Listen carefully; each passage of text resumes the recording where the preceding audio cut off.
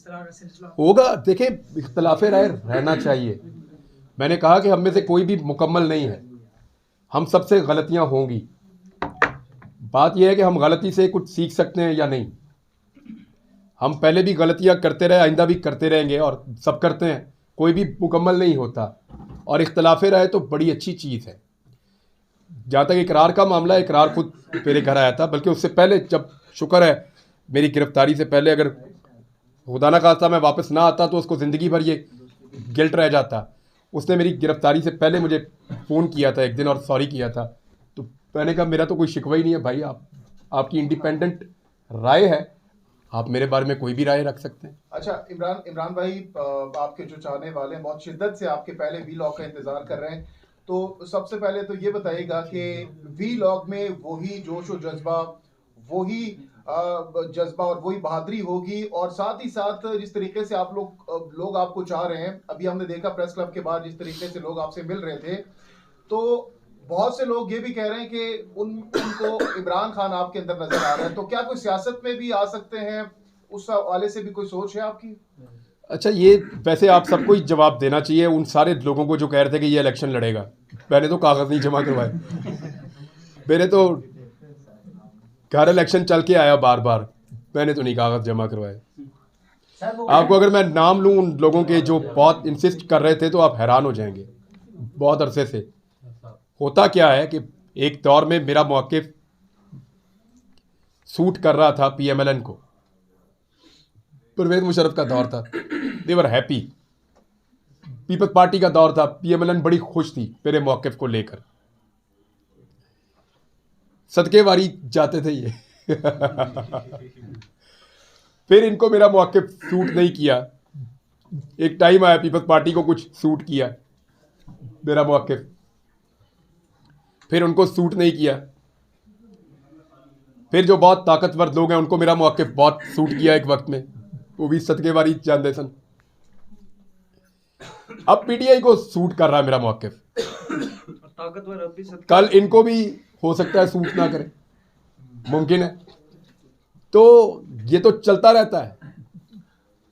यानी जिस वक्त आपको जो बात ठीक लग रही हो, मेरा थोड़ा सा मैन्युफैक्चरिंग फॉल्ट है भाई, मैं आप लोगों को नहीं कहूँगा आप लोग ऐसा करें, मैं न्यूट्रल नहीं अपने आप को कर सकता।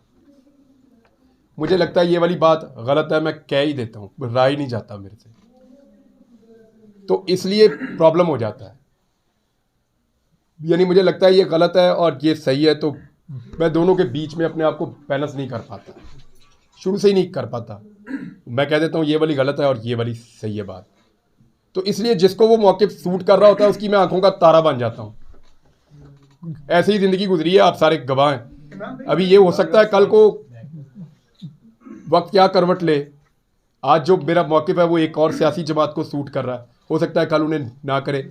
और मैंने सियासत में आने का कोई फ़ैसला नहीं किया।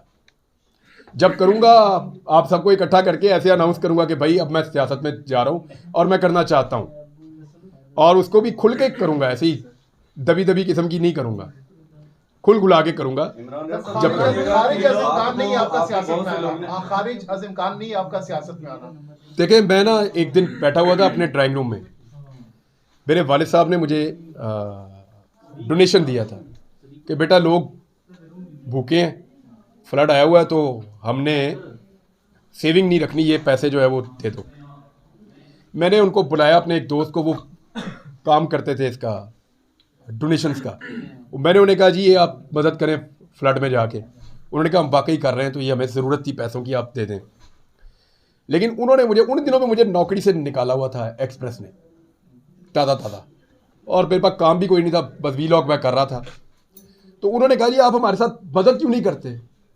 उन्होंने मुझे कैंप बना दिया और मैं वहाँ चला गया, और मुझे एक दिन पहले नहीं पता था कि मैं एक कॉज के लिए मदद करने निकलूँगा और वो इतना बड़ा कॉज हो जाएगा।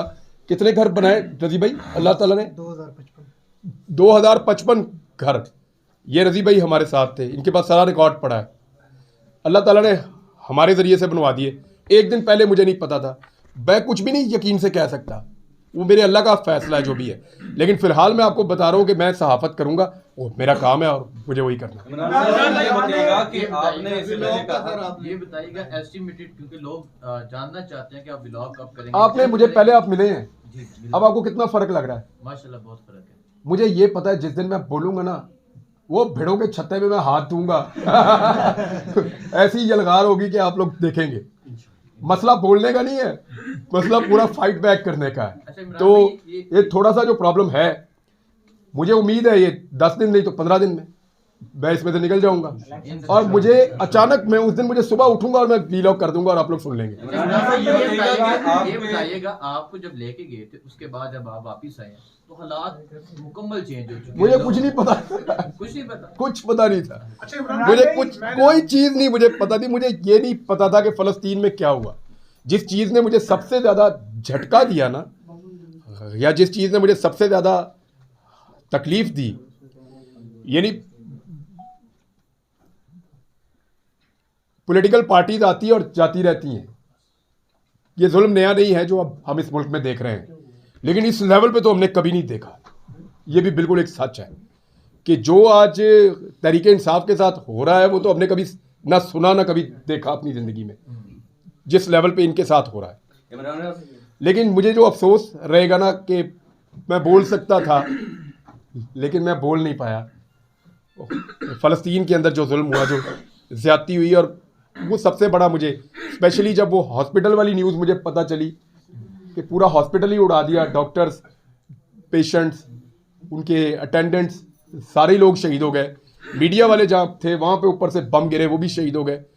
तो उसके ऊपर मुझे बड़ा दुख है, बहुत ज़्यादा।